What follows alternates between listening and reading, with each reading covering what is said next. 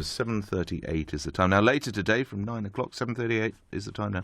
Mike Brown, who is TFL's Transport Commissioner in charge of all the buses and the roads and the tubes and goodness knows what else. He's got a few headaches, of course. We heard about that tube strike coming up on the Piccadilly line. The speeds of buses across town now, increasing number of routes, can't get to 10 miles an hour. Some of them are at an average speed of just over 6 miles an hour. One journalist on The Sun, it was almost quicker for her to ride a donkey. I don't know who came up with that idea. Brilliant idea, though. To ride a donkey. But there's more problems perhaps coming his way. LBC's political editor Theo Ushwood joins me now, and this regards the licensing of cabs. Yes, Nick, I've been going through the Transport for London board papers, which came out at midnight last night. You know how to live. Yes, so that you don't... Live in the dream, Theo so Ushwood. You don't have to. And there's a report into the licensing of private hire vehicles, minicabs, and buried on page 16 is an admission from TFL that last summer it carried out a series of spot checks at its testing centres for minicab drivers, and it found applicants being allowed to take the test in their own native language, and in some cases being given the answers. Now, minicab drivers have to take topographical tests, how to get from A to B in London. It's not as strict as or as severe as the knowledge that black cab drivers have to take, but they have to take a test.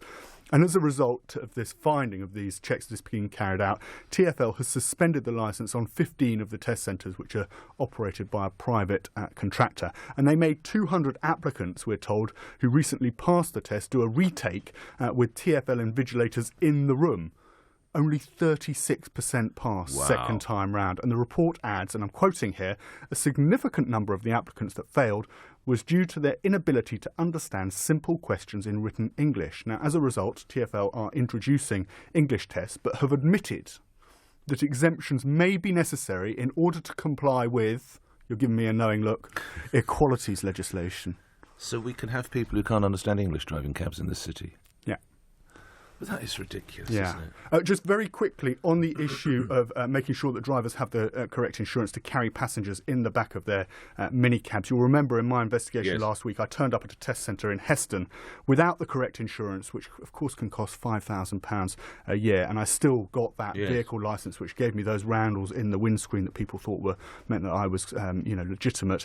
As things stand, you do not ever need to present that. As I discovered, you don't need to present that private hire cover to show that your passengers will be covered should the worst happen. That's going to change. We have a partial victory. TfL are going to make it mandatory to present that insurance, that private hire and reward insurance, when you turn up for a test. It's unclear whether it needs to be for the driver who is actually using the car. That might be a question for Mike Brown later. And drivers will also have to display that insurance in their cab. So if there's a spot check, they have to come up and prove it. Now, black cabs had wanted the onus to be placed on operators, minicab operators, that they would have to insure their fleet. That's not going to happen, but a step forward nonetheless for the industry.